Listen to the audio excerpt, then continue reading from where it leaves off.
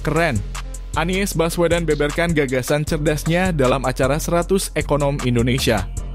Kami melihat 5 tahun ini, 5 tahun itu adalah kesempatan bagi Indonesia untuk melakukan kalibrasi atas perjalanan panjang. Kita merdeka untuk meraih tujuan bernegara. Tiap 5 tahun kita jeda sebentar, menengok ke belakang, menengok ke depan, memastikan arahnya tepat. Dan sekarang kami melihat ke depan, apa yang harus kita harus memastikan bahwa kita sampai kepada satu, istilah kami, satu kemakmuran. Jadi visi Indonesia 2045 itu bukan semata-mata tentang berapa GDP per kapita kita, tetapi satu kemakmuran yang dirasakan oleh seluruh penduduk Indonesia. Kira-kira visi ke depannya begitu.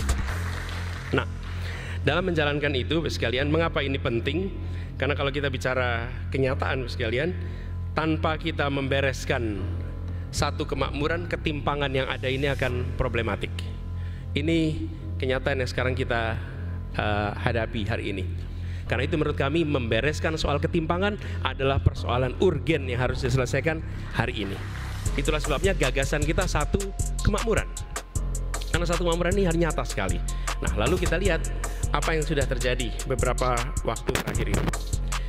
Kita alhamdulillah berhasil meningkatkan angka rata-rata pertumbuhan di atas 6%. Tapi ini tidak kemudian muncul menjadi lapangan pekerjaan yang setara. Kita menyaksikan di sini sebagai ilustrasi, misalnya Maluku Utara itu PDB regionalnya 22,9%. Tapi penurunan tingkat pengangguran terbukanya hanya di bawah 1%. Itu baru Maluku Utara. Kemudian masyarakat di banyak tempat menjadi penonton, tidak menikmati besarnya pertumbuhan ekonomi yang ada di kawasan itu. Dan kalau kita lihat lebih jauh, investasinya meningkat, tapi penyerapan tenaga kerjanya justru menurun. Mari kita lihat tabel dari tahun 2013 sampai 2022.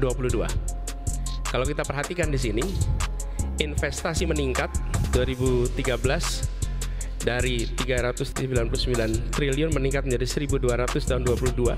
Tapi penyerapan tenaga kerja signifikan menurun kalau kita perhatikan di sini.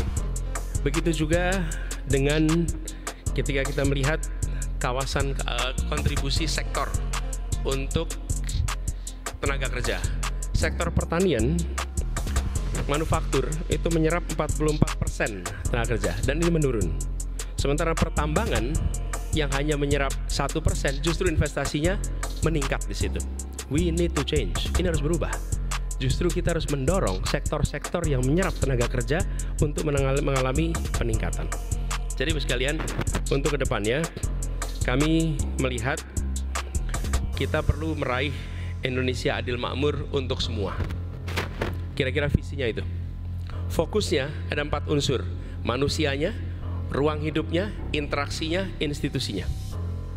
Ada 4 area yang menjadi fokus dari perhatian kita.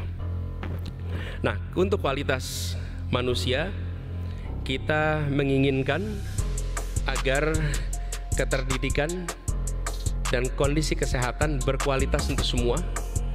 Misinya pada penguatan keluarga. Kita berharap outcome-nya nanti adalah pengembangan kualitas manusia yang merata di seluruh Indonesia. Nah, kemudian ruang hidup, kota desa yang saling memajukan, kemudian lingkungan hidup yang lestari dan keadilan ekologis. Dan ini artinya outcome yang kita harapkan pemerataan akses ekonomi dan pengelolaan sumber daya alam yang berkelanjutan. Ruang interaksi sama, kita misinya adalah membuat biaya hidup menjadi murah, kebutuhan pokok yang tersedia, dan itu artinya perbaikan tata niaga dengan serius, lalu pengentasan kemiskinan dengan perluasan kepastian berusaha dan